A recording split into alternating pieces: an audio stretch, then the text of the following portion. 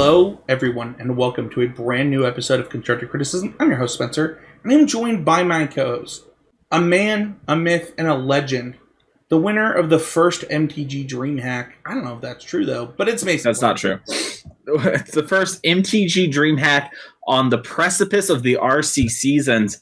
That's right, I'm your champion from, back in June or whatever, forever ago. 3 months. So one trimester. Mason, you like to start the show by helping people understand people's voices. Mm-hmm. For me, I'm in Utah, so we get hit with to the west of us, there's actually not a mountain range. The mountain ranges are, there is one, it's just smaller. But we get hit by the California fire smoke, and then we have our own fire smoke. So right now, my allergies are really bad. You guys might hear my voice be pretty sad during the show. But you, my friend, I went to Nashville. Talk to me, what can people expect when they visit Tennessee during this time of year?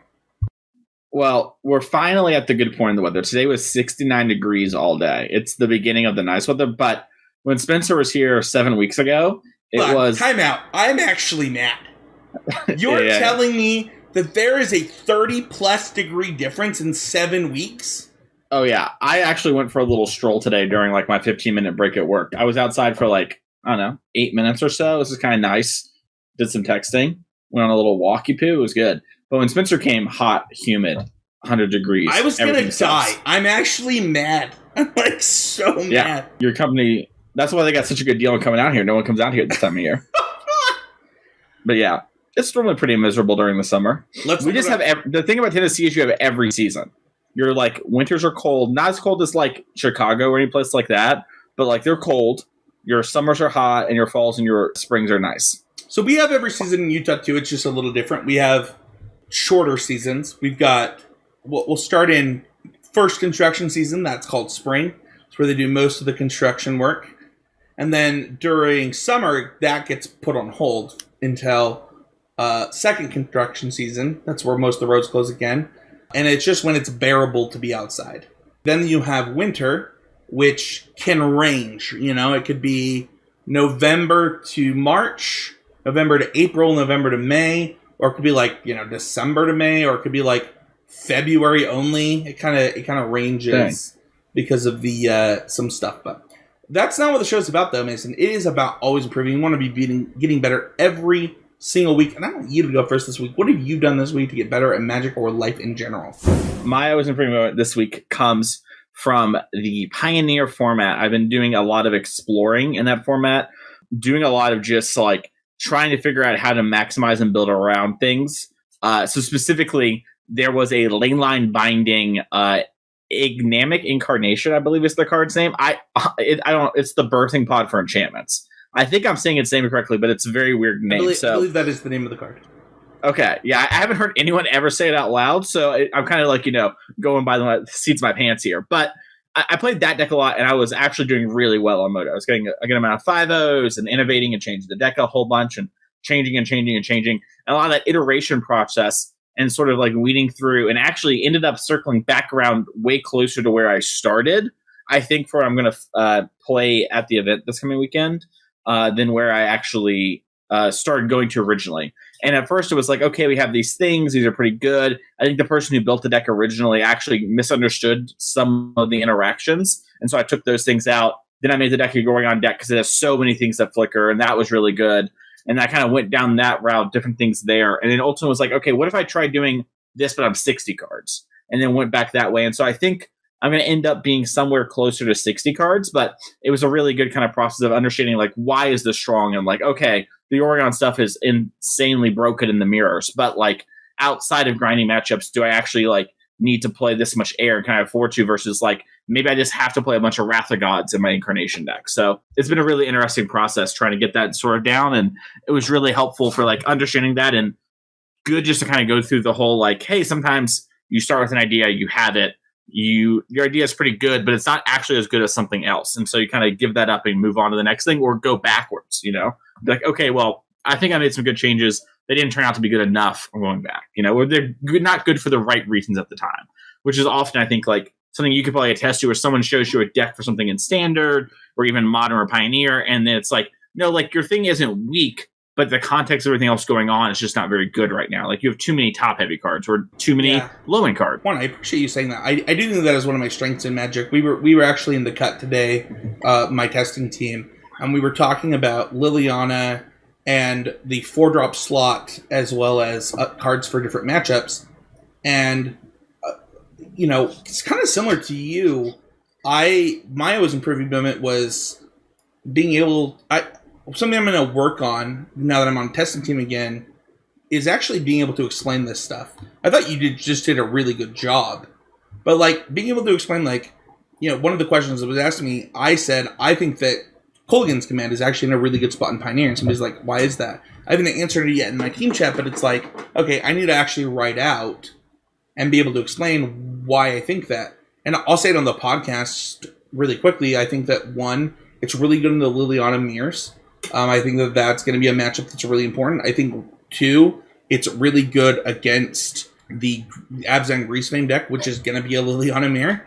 I think that, three, it is something that's really good to get back with Bloodthirsty Adversary, which I'm high as a kite on in this deck. I think it is just a better version of Goblin Dark Dwellers. I think that it pressures Liliana when they make you sacrifice a creature on an empty board. I think that plus Kolaghan's Command is kind of an answer to a lot of things.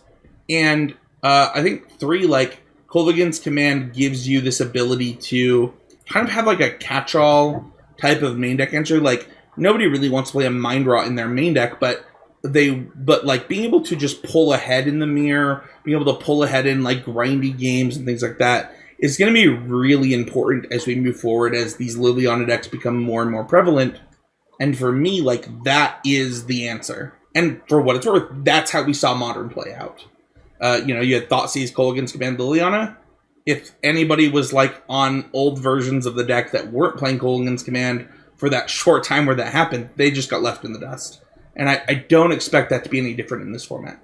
And that was kind of my always improving moment, is you just were able to articulate, how do I talk about scaling, right? I think scaling is something we don't talk about in Magic enough. Yeoman 5, does he prefer that or Aaron? I actually don't know. I think he prefers Yeoman. Okay. But yeah, I don't think it's a big deal.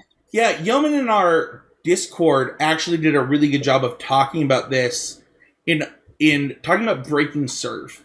And I think there are kind of two steps to these type of questions. The one that you're presenting, which is this big, large picture thing. And then the one that I'm presenting, which is what happens before that. And there's this thing that Magic players don't do enough about, which is understanding how the games will scale. I don't know that I've ever really talked about that with somebody. And maybe it's something I need to work on. There might be a good episode. I think a good example of this, by the way, in case listeners are trying to get the idea, and it's kind of being solved right now, so it's unclear to me the right answer on it, and maybe, have a conversation here. Shieldred, actually, in Red-Black is the new innovation over the weekend, and that's an example of okay, this card kind of leans in the aggressive a direction that Hazoret was by pressuring your opponent's life total, but also helps stabilize you, and it's just kind of keyword big.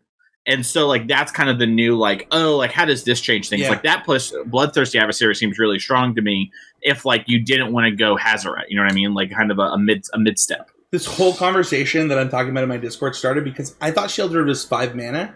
And I was like... Oh, sure. I was like, you can't convince me that a 5 mana do-nothing creature is good in the Liliana mirror. And they're like, well, it's 4 mana. I was like, oh, you can convince me this card's good in the Liliana mirror. And I have a lot of reasons why. Mm-hmm. Yeah, keyword big is big. It's also, it's funny, it's she's really good against Treasure Cruise, which is less important these days in Pioneer, but also the Treasure Cruise deck plays Lightning Axe, which is the one card of the format that cleanly answers her. So it's a really funny dynamic. Yeah, we're going to talk about Sheldred a little bit later in the episode because we are doing a Patreon mailbag episode. Mason, did you happen to see the thumbnail for this episode? Because I was told I had to talk about it. It was the mailbox from Blue's Clues, right? Oh my gosh, I'm going to lose a bet with my wife. You knew what it was. I had a different thumbnail. I showed the title on the thumbnail, and my wife was like, you have to use the Blue's Clues mailbox. And I was like, okay, I put it on the screen, and my 1-year-old daughter, lit up and just started, humming the tune. I was like, well, now I can't change it now. Yeah, you're locked in. You're priced in. We don't have any Patreon shoutouts this week, but I really want to quickly talk about just one. Like, the Discord has grown so much this year, and just the overall growth of the podcast this year has been something that I got to talk to Mason and Abe about this. I don't know, this last week. And Mason, it has been this is one episode after my 1 year to return to the show. And I think we built a similar community to what we had before in like pre-pandemic. And I couldn't be more happy. I wanted you to talk about it if you had a second. Yeah, it's been really sick to kind of see it grow. And it was an interesting time during the pandemic for CC in like a lot of ways. You know, one of those ways is just like, and I don't think it's like a secret ever, but like the kind of things we kind of preach and talk about typically kind of lean more towards like people who are aspiring to play on these circuits and local things and that sort of stuff. And we're not trying to be, nor are we like Dominaria's Judgment or Arena Decklist. Like, we're different than those guys. And we kind of have some stuff that's more targeted towards improving and that sort of thing, which is really hard to want to improve on something when there aren't events to do, right? Like, there are moto challenges, but like that's kind of hard and it takes like your whole day and it isn't as much fun for a lot of people, you know? And there was some stuff, but there wasn't really. And even the people who did that stuff kind of fell off the wagon a little bit during COVID. And we're still in COVID, obviously, but one of the interesting things that's happened since events started coming back up and the Patreon's getting more and more active, it correlates directly actually around the time that you came back to the show. Because, I mean, you came back to the show about a month and a half before the first paper tournament was back again, which was the SCG Invitational. Yeah. So it's been really interesting to see it grow with that over time. Yeah, there was like a huge snowball. Like, I quit before the pandemic. I don't know, like, what was it? 1 month? It might be 1 month on both sides for what it's worth. Yeah, I think I won the PTQ, and Matt was like on the episode that was like the last episode with the PTQ with me. It's so funny because, like, I think that one of the things that you talked about is really key. There were things, right? There were nuggets during the pandemic, whether it was the SEG online stuff, whether it was the, I don't know, like, you know, some of the mythic qualifiers and stuff like that. But it was not something that people saw as like, I want to do this thing. And now we have this like path that people see, and I'm really glad to see it grow and happy to see people participating again. If you want to participate in that group, see the things that we're going to talk about today, you want to participate in one of these mailbag episodes, I don't know that we'll ever do another Patreon mailbag episode that's public. So like, this was your chance to get in. But we will do them again as Patreon-only episodes. And this is your chance to kind of hear what they will sound like. Let's go to some housekeeping really quick, Mason. GG Lehigh. We have been posting, slowly trickling in GG Lehigh video content onto our YouTube. It's been crushing it. I've been doing the coverage. We'll do coverage for them as long as they'll let us. Whether it's me, whether it's you and Abe, whether it's me, you and Abe. Like, the GG Lehigh stuff is not going away. The other game grids also want to get involved now, and I just want to say, holy crap, what an amazing group of listeners that we have that have been shopping there. You have to be US based, so I'll be transparent there, but thank you. Thank you to the listeners for trusting us on what I believe is just an amazing shopping experience. If you have Shopify on your phone, it actually connects to Shopify right now, and they just really know what they're doing. They have an entire warehouse upstairs. They have so much that they're doing, and I really appreciate them. And, you know, so much of our thanking them has been about the sponsorship and the content, but I see the listeners buying cards, and it's a transparency that we didn't get with our last sponsor that we get now. And it means a lot to me, especially because when you use the code CCMTG10, you get 10% off. And that comes back to us. If you use the link in the show notes, it's a referral link, it comes back to us, Mason. Like, come on. You're just helping the show. Where are you buying your cards if you're not helping the show, Mason? Nowhere. That's right. That's the only place to go. So thank you so much to everybody who's been doing it. It means a lot to us. So, I have an admission to make, Mason. I'm the one that made it, so we didn't have a date for the Open to announce today. I had some personal issues come up, but we will be doing a standard open, and it will be announced on the next podcast. That's right. Next podcast, you peel your ears open if you got them folded for some reason or stitched together. You know, you're a stitch supplier, and we will give you a date where you can play standard for GG Lehigh credit plus some cash. With that being said, let's go into the mailbag. Only Patreon questions. I didn't even need to go to Twitter, Mason. Do you know why? Our patrons are booming. They're booming! They're booming! That being said, Nick asks, what is your second choice to play in Modern and Pioneer? Mason, I'll let you go first. Yeah, I feel like... Let me answer this one in the Discord. So my second choice for Modern would probably be... It depends. So if I'm trying to win the tournament, I'm not allowed to play 4-color. I probably play Murktide. If I'm playing just for the enjoyment of stuff, I'm probably looking at Amulet Titan, Breach, Yawgmoth, or Goblins. I think Goblins is actually low-key kind of goated with the sauce right now, as the kids would say. And I'm actually writing about that this week from my article. And then Pioneer, I think my number one choice is Mono Green Devotion. I think it is the best deck right now by a pretty reasonable margin, but not like anything astronomical. Like, I don't think anything should be banned, for example. Like, I think it's really good, but I don't think it's bannable. And I think you can beat it, but if you beat it, there's like a weird metagame thing going on. So if I had to pick another deck, it'd be the Incarnation deck in Pioneer. I think that deck actually has a lot of really strong things going for it, and it has the rare accomplishment of having a good green and a good red-black matchup, which has been a really weird choke point in the format before, where it's like, yeah, you can play any aggro deck, right? And you're going to beat the mono green deck a fair percentage of the time to a good percentage. And then good luck beating red-black, you know? And that has been a kind of a choke point there. And then, like, Spirits kind of does that, but then loses to all the other aggro decks. And then, like, it's kind of only 50-50 against red-black. But the Incarnation deck beats those two, and then if you can build it to beat the aggro decks, you can maybe get somewhere. So that'd be my two choices. I don't know about you. Well, I'd like to challenge you on the Spirits one, and in fact, I will literally do you can play the mono blue Spirit side, but something we had talked about doing on the show was doing Constructed Clash when we disagreed. Mm-hmm. And I will challenge you that mono blue Spirits has an almost unwinnable matchup against, like, blue-red and mono-red aggro, and almost probably heroic, too.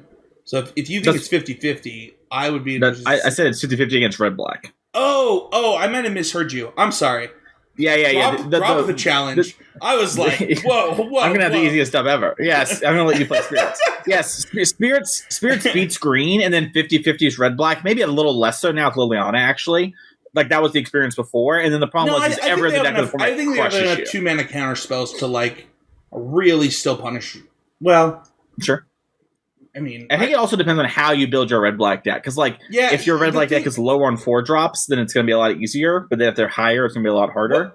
Something I noticed, and we can talk about this, and then I'll answer the question, is that Dreadbore is so much worse against Spirits than the instant speed removal in Explorer. And this actually came up in our team discussion today, which was Greasefang. It was like, the instant speed was so much better against Greasefang than Dreadbore was. And it almost makes me wonder, like, are there enough Planeswalkers to warrant Dreadbore anymore? I don't know the answer to that, but I'm actually willing to test it. I think Mono Green Devotion, as long as it's a big player, kind of, like, forces you to play some Dreadbore. Maybe not as, like, a bunch, but, like, I think you have to have at least a Dreadbore to kill a card or whatever, or Kiora. Sure.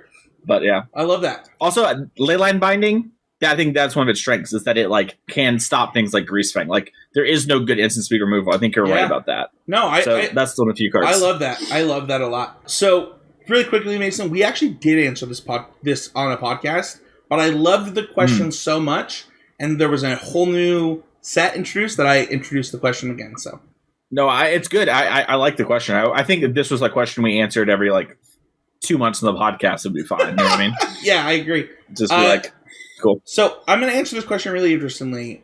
And I'll be really transparent because this is a question I get a lot. Spencer, how do you play every deck? Well, I had a sponsorship with Oasis Games that allowed me to just take cards from Oasis's inventory and play any deck I wanted. I don't have that anymore. My sponsorship with GameGrid is great. It's actually way better, and I'm not complaining. But now I have to consider my own card collection. I have boxes of cards. We actually talked about that a few episodes ago. And for me, this changes this question for me, and I think the listeners can relate to that. I have a really good team that will help me get Modern. I can play any deck I want in Modern tomorrow. My first choice would be, I think everybody knows, Murktide. I believe that it's basically Jund. Like, it is old school Jund. We had a really long conversation with a few teammates about how if you don't understand how it's Jund, you don't understand Jund. It's Jund. I said the same word 5 times, and I feel like that's bad podcasting. But also, I'm really trying to bring this home. The deck is Jund. It is literally the deck. My second choice right now will not surprise people if they know me personally, but will surprise you if you know Modern. I think my second choice in Modern right now might be Teamer Scapeshift. Did you see the SCG results?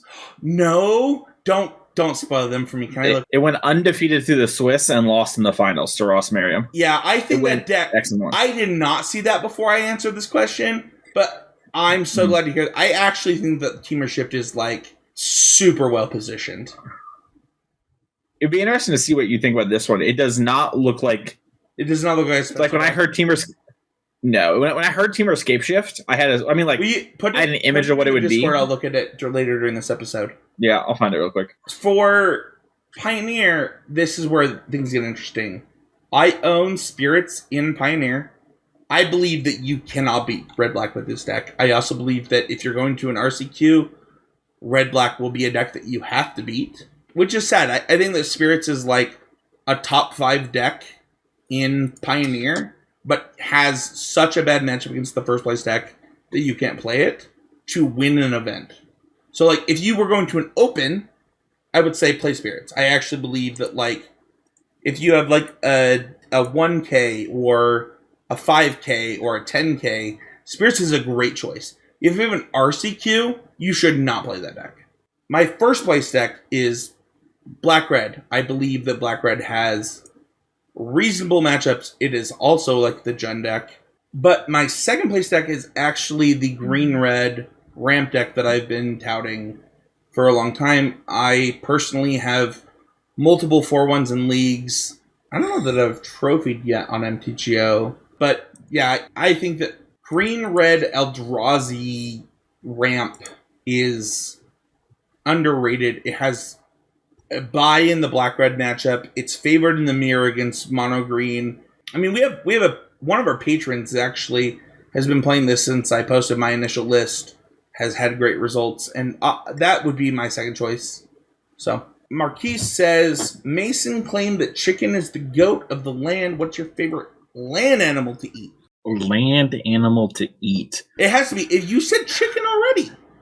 No, but no. But chicken can be the goat, but not my favorite. Like I can say Jordan's the goat. I'll go first. Actually, I just disagree with your statement. It's in everything. Chicken's everywhere. Hold on.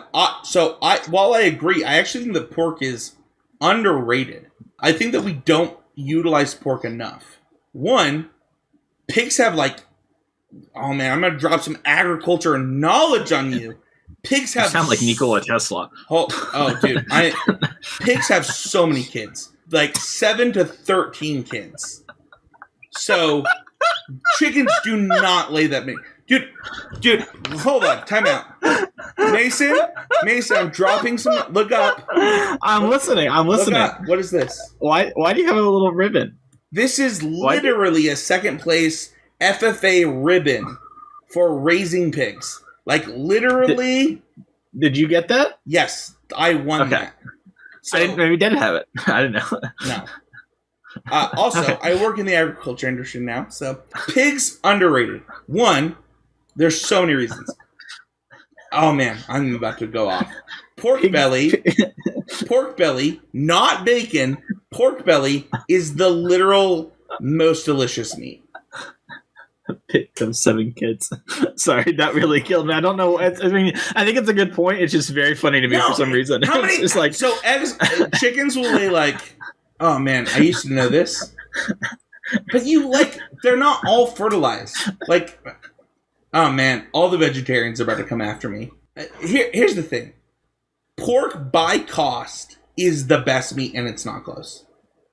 Also, just this year, I bought you know what a tomahawk steak is, right, Mason? Oh, yeah. I bought the equivalent of that in pork. Okay. Just for me, because I have cooked them before, I made it for my wife. She took one bite and said, "That's not pork." I was like, "What do you mean?" She's like, "That's the most delicious thing I've ever eaten. It's not pork."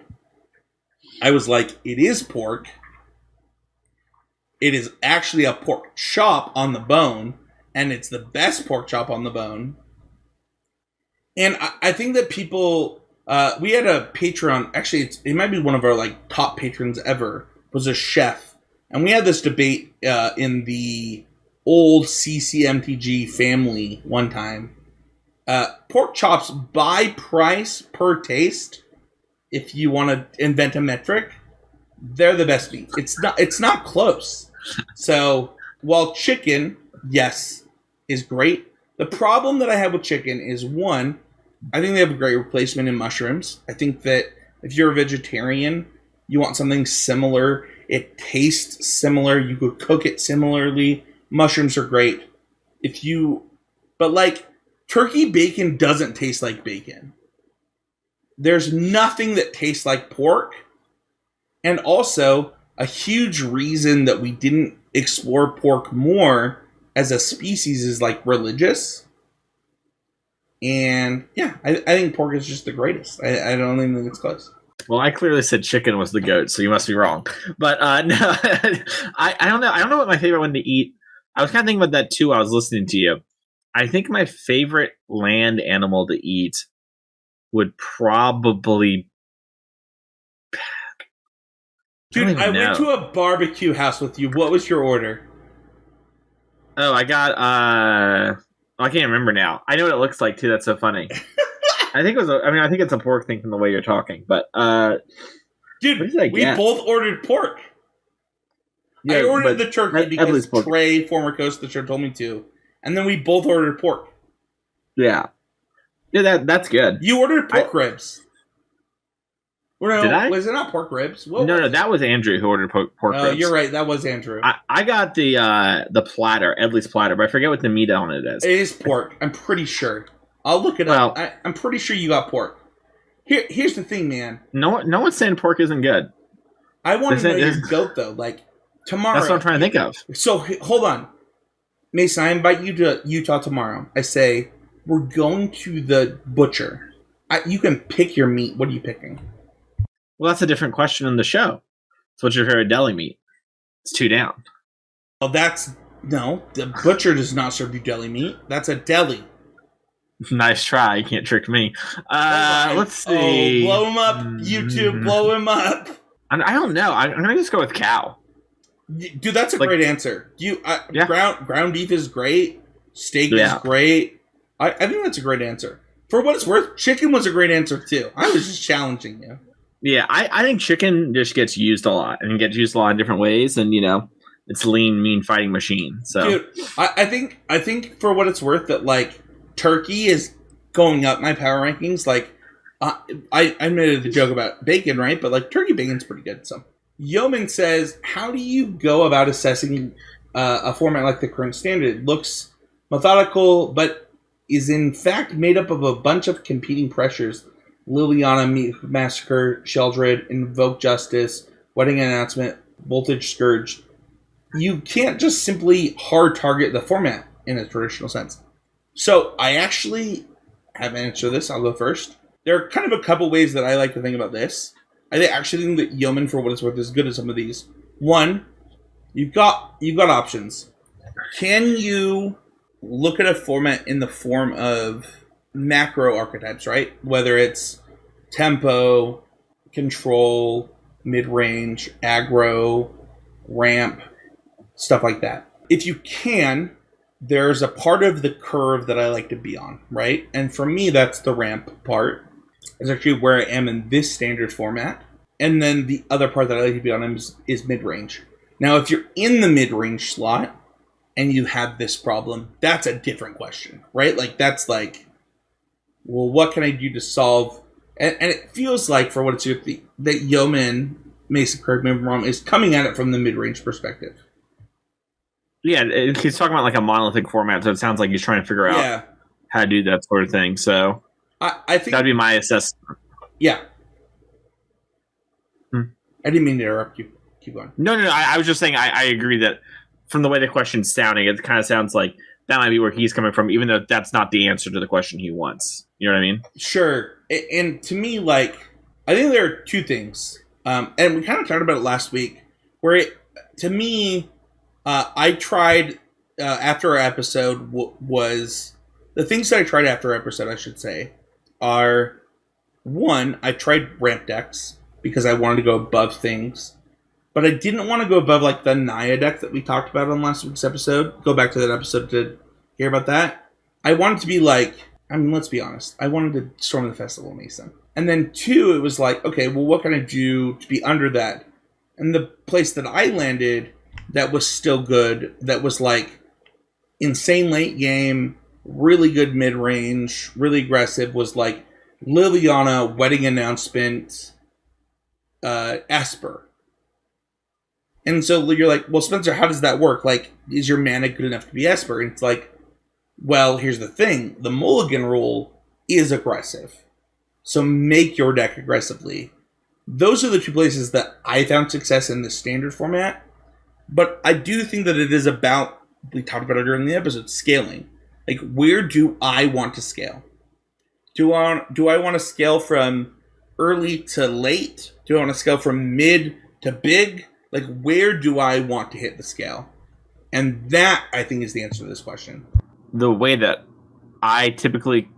Cause, like, there's a bunch of different, like, ways to go about these things, right? But specifically with what Yeoman's saying about, like, how do I go about assessing a format that looks like it is solved, right? Like, there's, like, a thing that's trying to go happen with it being that way, with being monolithic.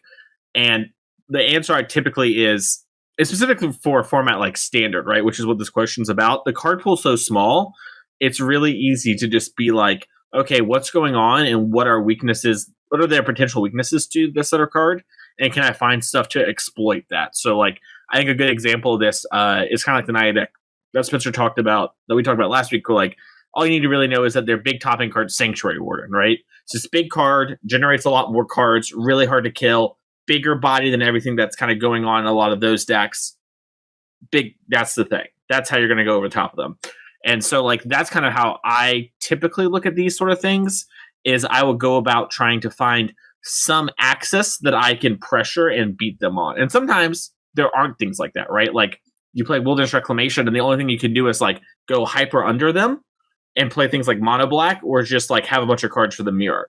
But currently, with, like, how fresh standard is, I think it's still worth, like, looking at, okay, how can I beat these sort of things face up?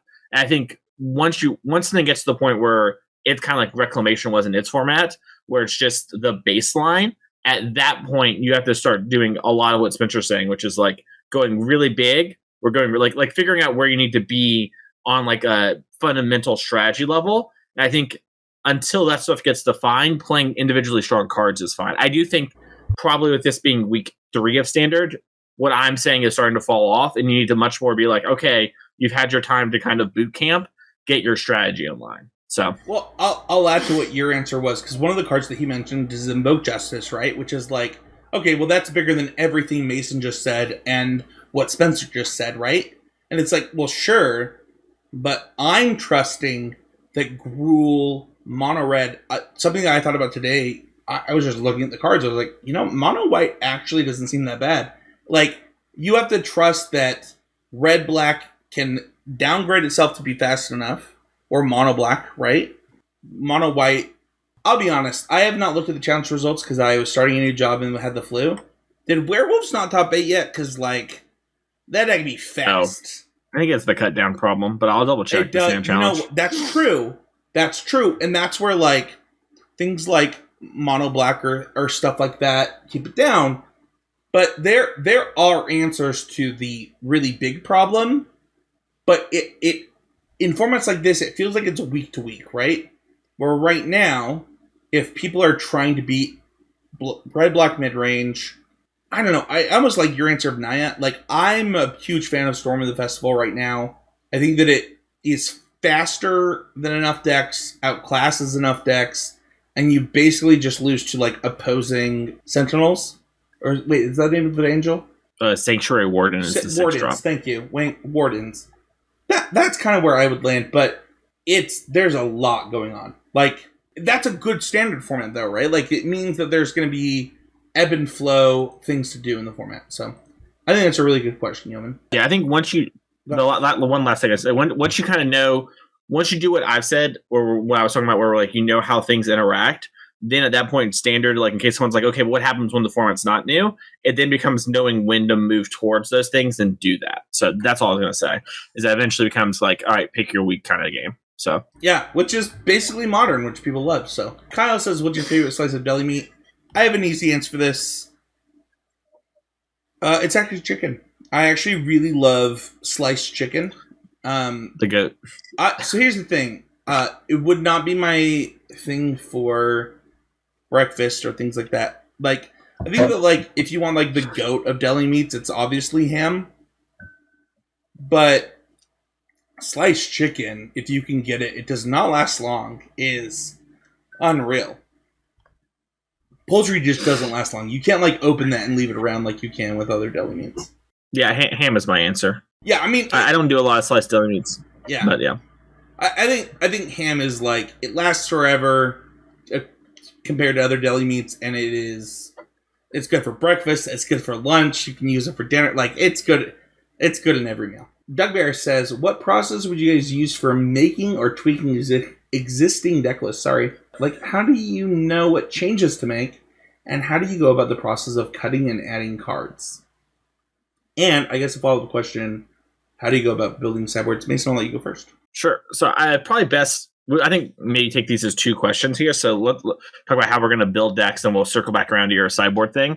So for the process of like making tweaks to an existing deck list, the first thing that I kind of look at is like, okay, is there anything that's like clearly kind of wrong? Because like a lot of times, especially when decks first coming up, there are things that are maybe not going to stand the test of time. They're kind of obvious, and sometimes these things are like as obvious as like, oh, this person maybe didn't understand this interaction. Like, I saw someone have a bunch of 5 drops in an Ignamate Incarnation deck with their only force being Ignamate Incarnation, but it can't leap itself. It can only leap another one. So I was like, okay, I think they misread the card and they thought it could leap itself if that's all they had. So they put some 5s in to have a 1-card combo, right? And I was like, okay, maybe that wasn't the case, but if not, this is still kind of awkward. So I'm going to trim on the 5s, right? So like that's one example of like looking at, okay, things like that. But then bigger picture, it's like, okay, if I'm going to make a tweak to an existing deck list, why am I making it? And make sure that it makes sense coherently with what the deck is doing.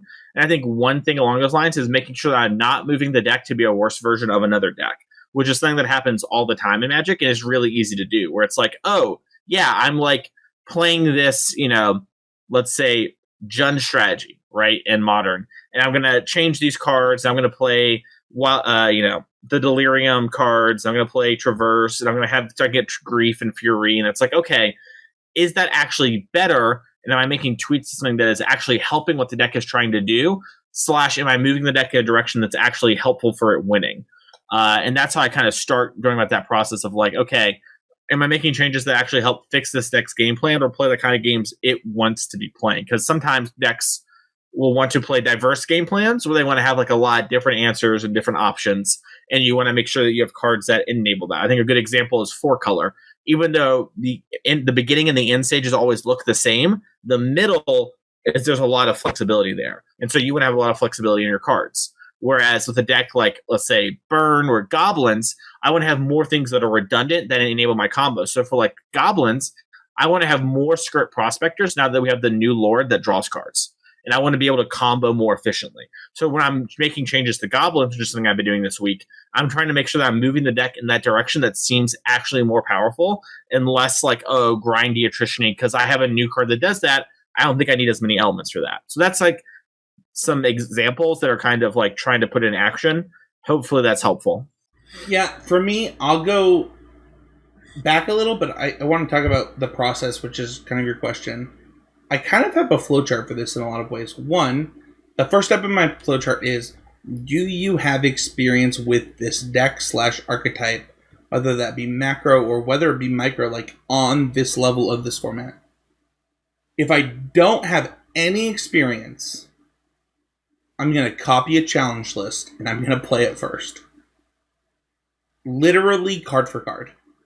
And I will not make a change until I've done that. If I do have experience, I'll then ask myself the question, do I understand the format?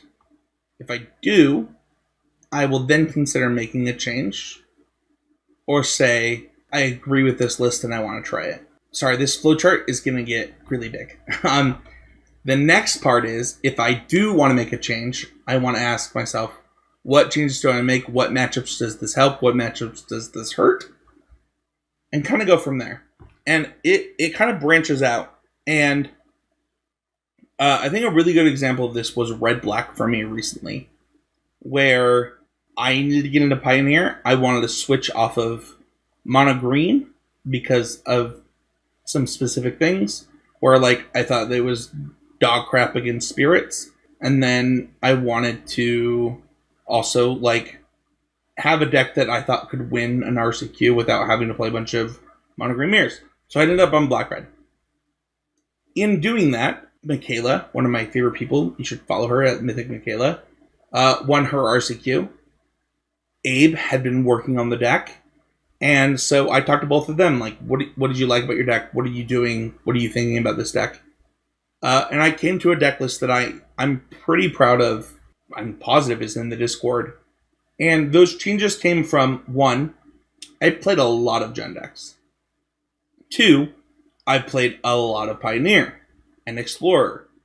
3, I have a pretty good idea of where I want to be in the Pioneer format. Meaning, like, if I'm going to play a mid-range deck, whether that be mono-green or, which in my opinion is a mid-range deck, you can argue it's a combo deck or whatever, or black-red, I know where I want to be. And because of that, I knew which cards I wanted to tweak, where I wanted to be in specific matchups. And I've had really good success in Explorer, and also I have a bunch of 4-1s on Magic Online, like enough 4-1s that like I paid for some bills. Like I think that the answer to this question and the process of like adding cunning cards has to do with format knowledge, like, or archetype knowledge. Like I could jump into a Mason, I don't know if you've sent me this yet. Did you send me the Teamer deck? You did? I bet I could look at that deck and tell you exactly what I would do to that. But also, that's the most played deck maybe in the history of Magic for me, right? Like, I played an inappropriate amount of Teamer's Game Shift.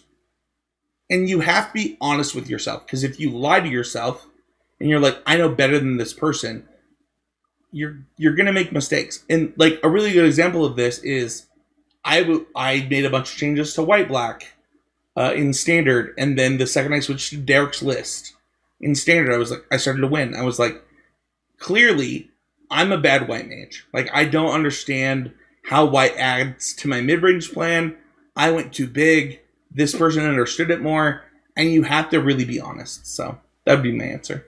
One last thing I'll say on this too before maybe going on is also know why you're making tweaks. Like, are you trying to build a deck for this weekend versus like understand standard and get ready for a big format, coming up? And like, if you're building, like, let's say you had, for example, the RC, right? Let's pretend it was standard and it was this standard format and it was happening in November still. It's like, okay, well, knowing the best build of red black right now does not help you for the RC because so much time will pass, right?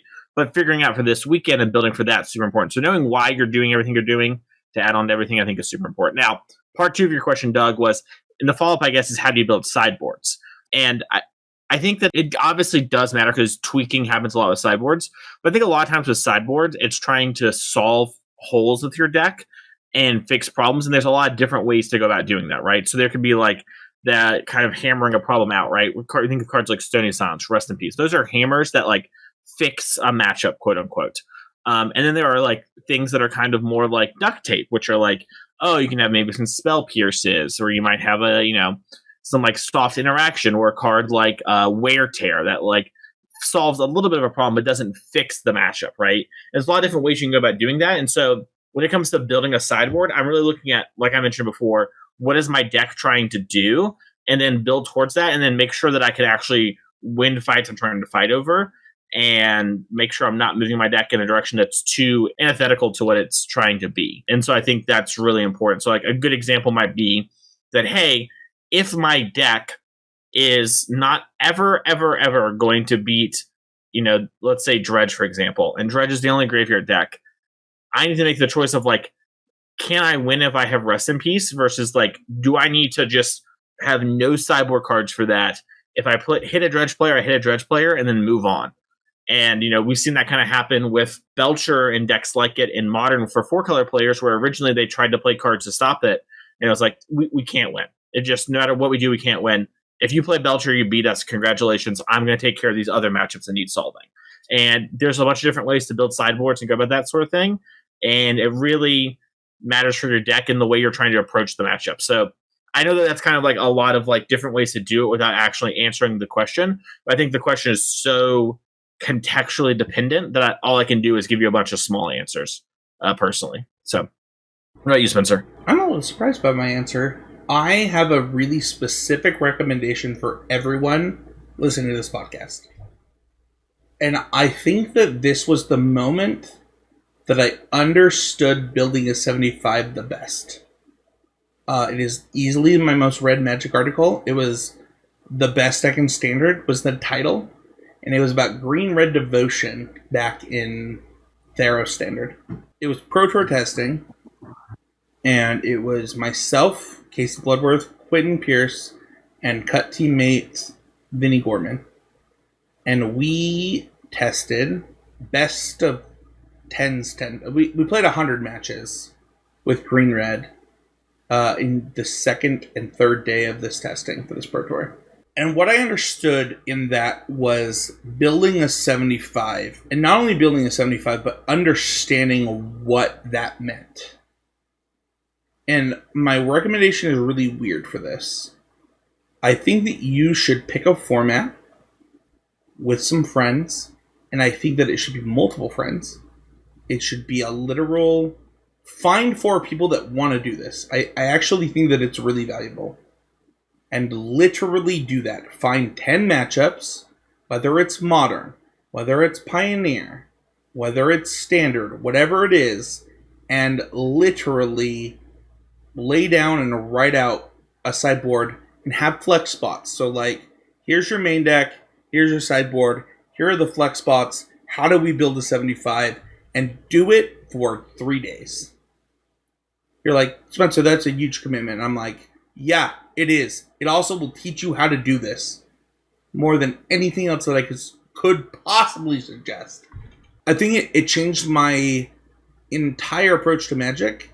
If you have any questions, DM me. But like, I think that the problem that people have with sideboards is they look at it as a secondary deck because that's how it's viewed for a lot of people. But that's just not true. It is an extension of your deck. And you have to understand, like, what am I trying to beat? What am I... We talk about this a lot, Mason, where, like, we're like, oh, you even talked about it in your answer, like, I'm ignoring this thing. And so it's like, okay, well, if you have 10 decks and number 9 is a bad matchup, like, number 9 on your rankings, like, who cares? Like, fine, you lose to number 9. A lot of it, too, is, like, if you're playing a deck, does your deck have a good matchup versus everything?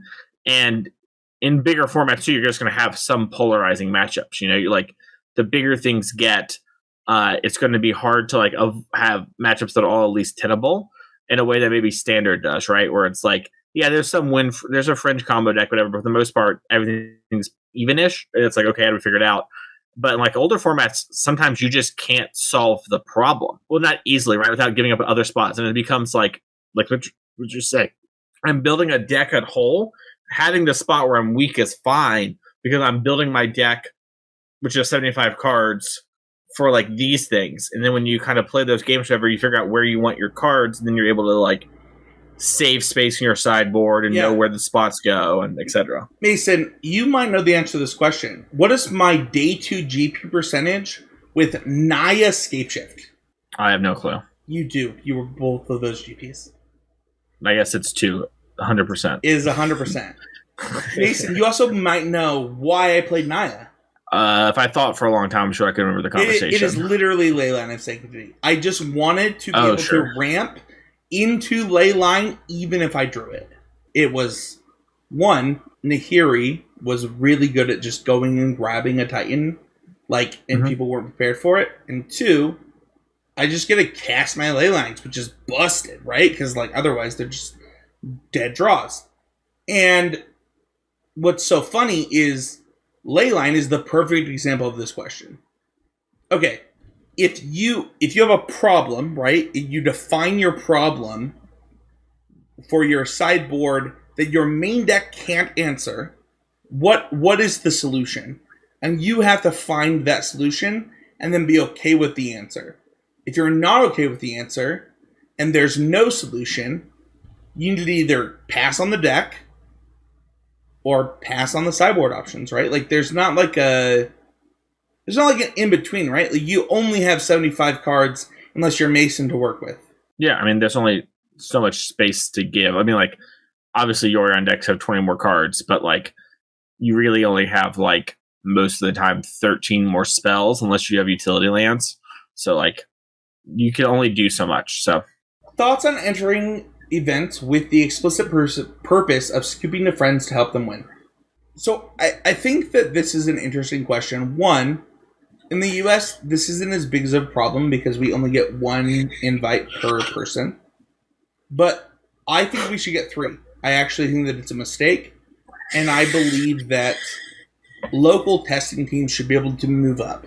I think that the only way to challenge the people that are the literal best in Magic that go across the world is for local testing teams to get better together. I also think that that's not the explicit purpose. It is to give your teammate the best chance to win, whoever it is. Whoever is in the best chance, whoever is in the best seat. And I don't think that's a problem. I actually think that it encourages really good Magic behavior to improve at Magic. That being said, I think it encourages bad Magic behavior too. The bad Magic behavior, I believe, will be... I don't know if sussed out is the right word, Mason.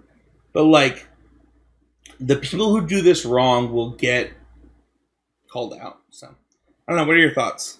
I just don't think it matters. Just, whatever. I actually have a great anecdotal experience for this problem. So, back when PPTQs happened, right, it's very similar to RCQs, essentially, right? You're playing a lot of the same people. Obviously, they're bigger ones too, but essentially the exact same system.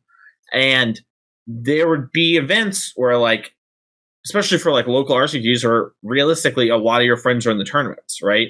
And so no one entered a tournament just to scoop to people for the most part, right? That's not a thing that people do, which I'll get to that in a second. But if let's say you're in a position where you can't make top 8 and your friend can, then I think it's pretty friendly to be all right, I'm going to concede. I can never make it. You got paired down. Good luck in top 8. You know what I mean? And that's a thing that just is a byproduct, and you can't stop that sort of thing. Nor would I think anyone think that's scummy who's played a good amount of tournament Magic, right? It's it'd be one thing if we had the same record, right? And I was just oh, whatever, I'm giving it to you. I'm maybe they feel something weird there. But when I literally can't make it and you could make it, I don't think anyone who's reasonable would say that's weird. Can I add to this? Because sure, we actually had this situation come up recently where it's okay, because of the size of RCQs for a lot of areas, you might have, hey, we can draw into top 8 because you're locked, but I'm not locked. It's well, my teammate's not locked, and I'm going to play you because I'm locked. And it's why is that a bad thing? Would you not do that for your friend? And it's weird to me that people act like it's a bad thing. Back in the old PTQ days, there was this rule of paying it forward at PTQs where it's hey, we're in round 5, you can't make it and I can, will you scoop?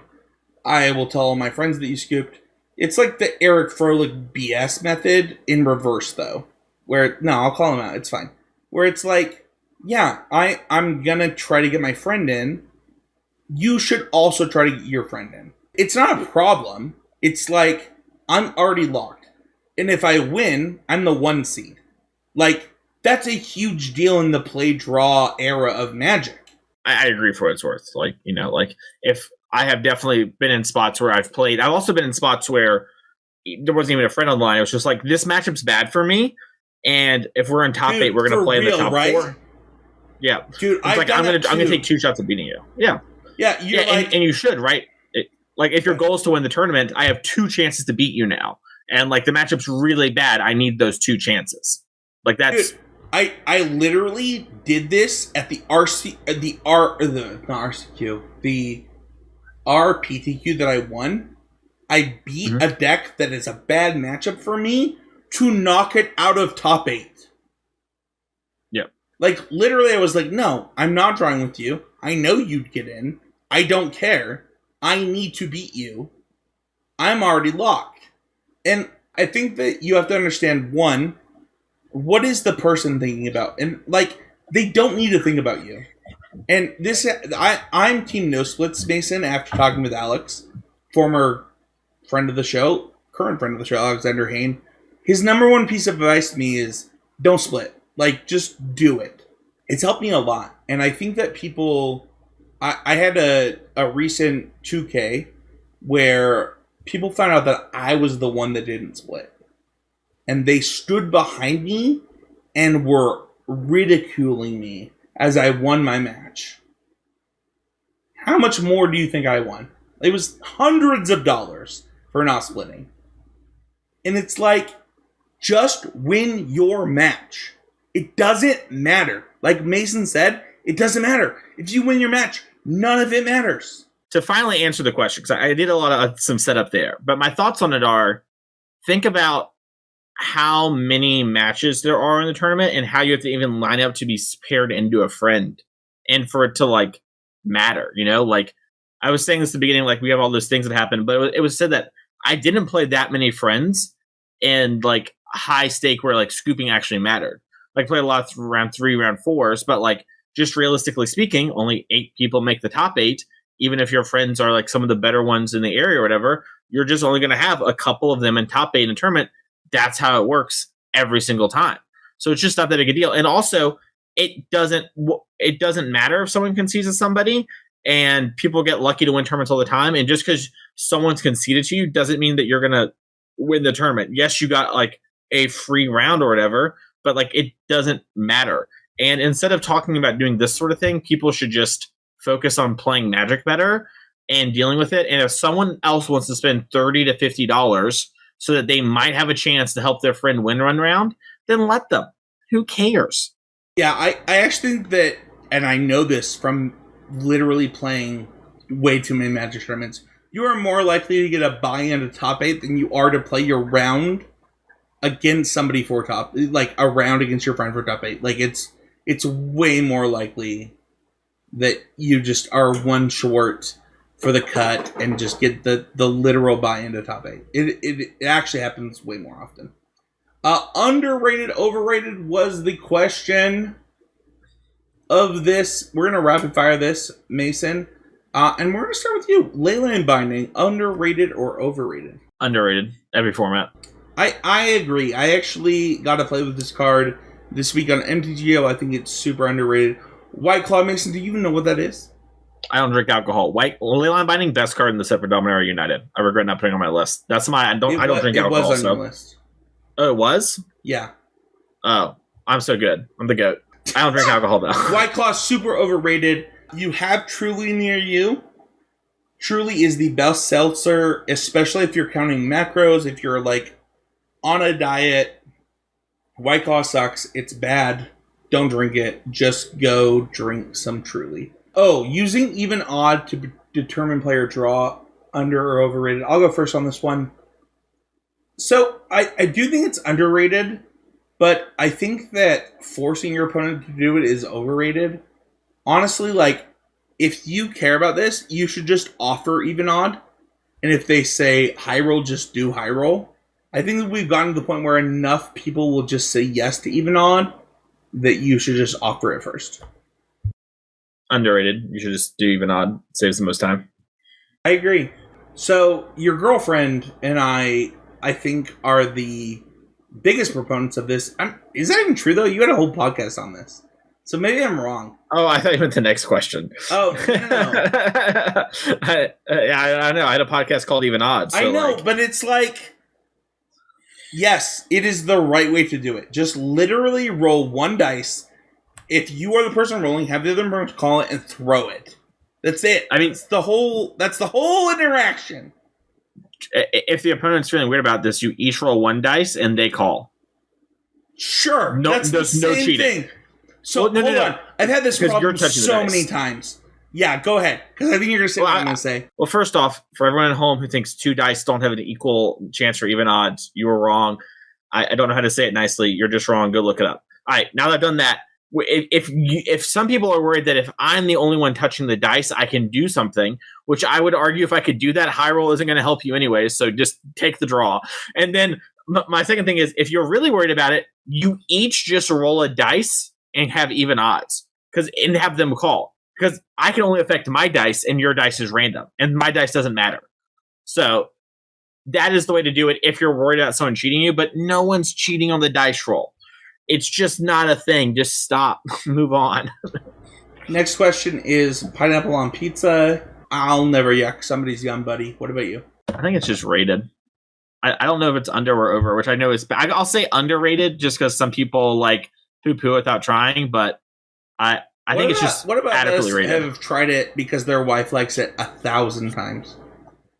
I mean, if you don't like it, you don't like it. That's fine. I'm just saying there's some people who are like antithetically against because I said don't yuck somebody's yum, and then you still went off that tomato sauce is already sweet. So if your argument is sweet and savory, you're wrong. That's just not true. There's already something sweet on a pizza, and you just want something sweeter. You know what? There's lots of things. Brazilian pizza has corn. Like, there's a lot of things that you should not put on pizza if you want something quote-unquote savory. It is about your savory-sweet combination. And if you want it to be way more sweet, pineapple's a good option. I need you to record this, Mason. I said pineapple was a good option in front of you. And you didn't even say, wow, Spencer, that was huge growth by you. We already had this conversation 100 times. All right. I can't do it again. But it's never been recorded. Maybe not. People ask me this all the time. People think that I literally punch Mason in the face every time I see him because he will order pineapple on pizza. And I don't even do it all the time. I just do it some of the times. Oh, I thought you were saying I punch you in the face. No. Yeah. Not every time. Just some of the times. I was like, I've only done that once, Mason. Sheldon and Mailbag. So I don't know if this question was about standard or modern. I am not convinced Pioneer, not modern. I'm not convinced in Pioneer. I don't even know that I want a 4-drop other than Soren or Chandra. But I get that if that is true, how Sheldon would be good. I think Sheldon is bad. I think that it's like I think it's the same problem that we just talked about earlier, where it's like the removal doesn't line up. I don't think this is a long-term solution to this format. I believe that, like, if you wanted an answer to this, like, Soren does the same thing in almost all the matchups where you want this. It's way worse in the mirror than any other 4-drop. It's worse than Hazaret. It's worse than Soren. It is the worst one for the mirror. Like, by a lot. Just because of Liliana. That being said, it's got some good matchups. I would not do this one. What about you? It was underrated going into this weekend, and it'll probably be overrated going forward. Spencer here is doing what I call the misplaced ginger, which is when a card is good on a weekend, but then they understand that long term the card can't be good, so they say it's just bad right now. But Shieldred's probably good for another 3 days, and then people will figure it out, and then you move off Shieldred. Like if I were to play a league right now, I play some Shieldreds until people figure out that you can just play more Dreadbores to beat Shieldreds. You know what I mean? Like that's just like the kind of the thing that happens. And this goes to our earlier conversation about building a deck for a weekend versus building a deck for like a format at large or whatever, and like a theoretical end game. Sometimes things are good for one weekend that are not good long term, and that's okay. You can pick something that's good for a weekend. I think Children was good for this weekend. I don't know if this will make the episode, but comparing me to Derek seems mean. Love you, Derek. Derek was against Children too on before. He was with you. Here's the thing. Oh, man, I don't want to go this far into this. I think that it is. I think that it is in a 4-drop option slot, but I think the 4-drops are like highly contested. I think when no one knows Children's good, Children's very good. Does that make sense? Like for this weekend, it makes a lot of sense. Yeah. I feel like that was my answer though, and then you compared me to Derek. But Derek did. But like, what?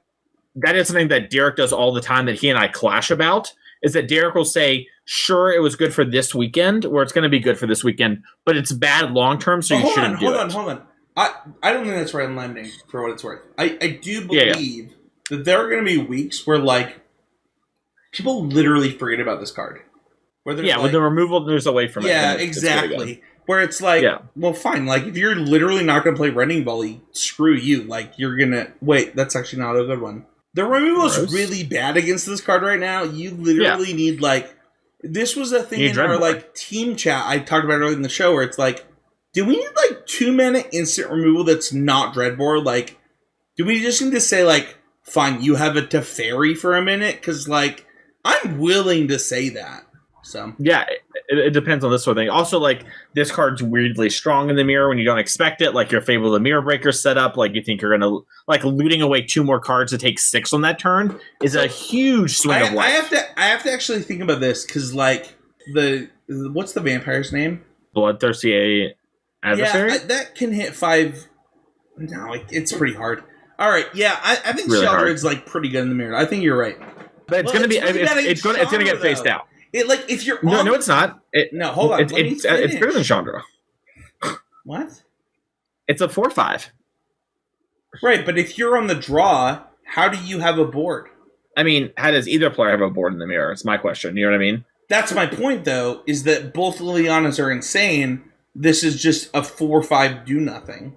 Yeah, I have not played versus Sheldred or with Sheldred yet. I have only watched Sheldred play. Yeah, so like I'm giving my opinion on like same. If Liliana is the most important card in the mirror, here are the cards. Like this is one of the cards I'm like, okay, like this already made Kalidas look bad. It's already why I liked Hazoret more. You're saying it's a better Hazoret, but like, why does this live?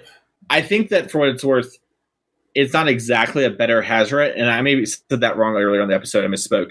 It's a middle step between Hazoret and a grindy card. I agree. That's true. Yeah. I agree with that. It's like, it's in between them, but it's like, okay, how do I have to play something that makes a token to make this live? Like, how do I make this card better than Kalidas, better than Sorin? Which, by the way, if we were answering the question, I would just play Sorin. I think Sorin is actually the answer in this slot. I think you're already locked into Chandra.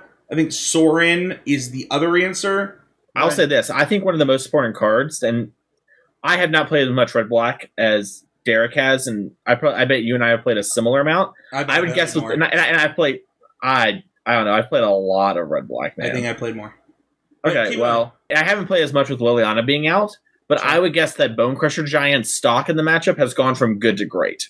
Ooh, that's some hot sauce. I like that one. Yeah. Let's go to the next question. 6114 main side. No, just don't do it. Just literally don't do it. I think there's not an option where this is right. Do not disagree. I'll be sorry. I mean, like, there's like theoretically there is, but it's so much more like it's like the classic thing we said on the podcast where it's like, yes, decks like Temur Rhinos will have weekends where they are good and modern, but it's about clicking the button 1,000 times of playing a tournament. And if I tell you to never do this, you will win significantly more than you ever will if you do this. So you should just not do this. I'll say this though, 6115. I've seen an amulet. I won stage with 6115. 6115 and amulet I think is reasonable. Any deck that tutors a whole bunch, I'm down. Yeah, I've won stage with 6115. It's behind me. Dom played a Pro Tour of 62-15. Wasn't there like a whole thing about 62-15? Or was it 64? I think there was. Was it 64? It was 64. It was 64 with the fetches, I believe. That was the Absent Aggro one. Yeah, that was the worst. All right. Double sleeping Yorion. I believe this question only has happened because of my coverage of the Game Grid Opens. I do not believe that you are legally allowed to double sleep Yorion. I think that if you pretend like no, you're wrong. I don't even care what you pull out here. I do not believe that you could reasonably shuffle this deck in a time frame that is randomized. No, you're wrong. You're wrong. I as a Magic judge, as a Magic player, I do not believe your deck is shuffled. I think that we should check it. I think that if you double sleep your Yorion deck, you're cheating. I have always double sleeved my Yorion deck. I think you're cheating, Mason. I'm calling you out. For real though, I do not believe that it is possible. Oh, you're doing it. Hold on, time out. I need to take everything back. Hold on. I literally do it all the time, and people freak out. Hold on. I did not realize what Mason was doing. That is shuffling. I riffle shuffle my Yorion deck all the time. I take everything back. I accuse you of being a cheater, and I'm wrong. I did not know you did that. Did you really not know I could riffle shuffle the Yorion deck? Hold on. I know you can do that. People don't do it because their deck is too grand. That is I double sleeve my deck. I double sleeve my deck. It doesn't get damaged. Hold on. It's like there's so many questions I have right now. I also shuffle some like this the other way to get the bin down. Our YouTube comments are gonna blow up. Hey YouTube, this is so hard. By the way, doing it in the air. I gotta say, having it in the air is really hard. I don't have a deck near me, but I could do it too.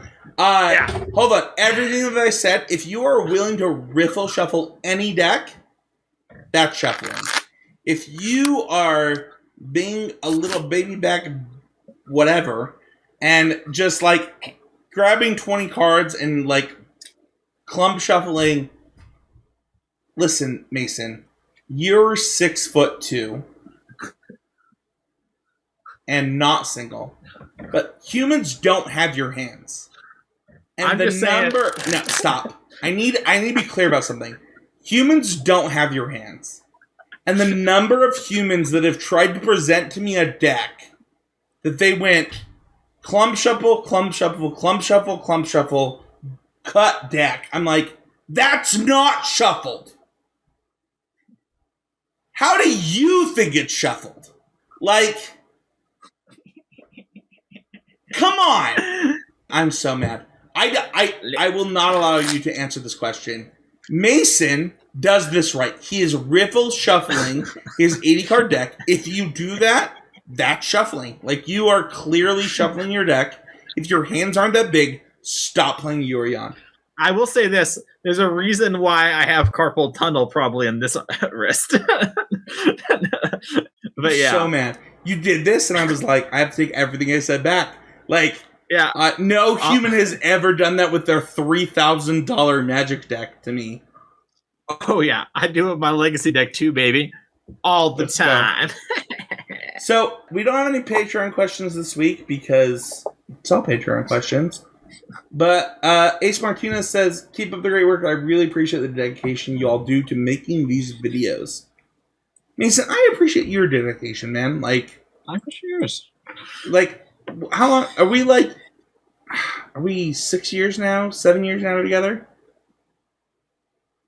It's got to be six. Six. It's 6. It's got to be 6. I was thinking right? about it. I was thinking about it. Yeah. I love you, man. You too, man.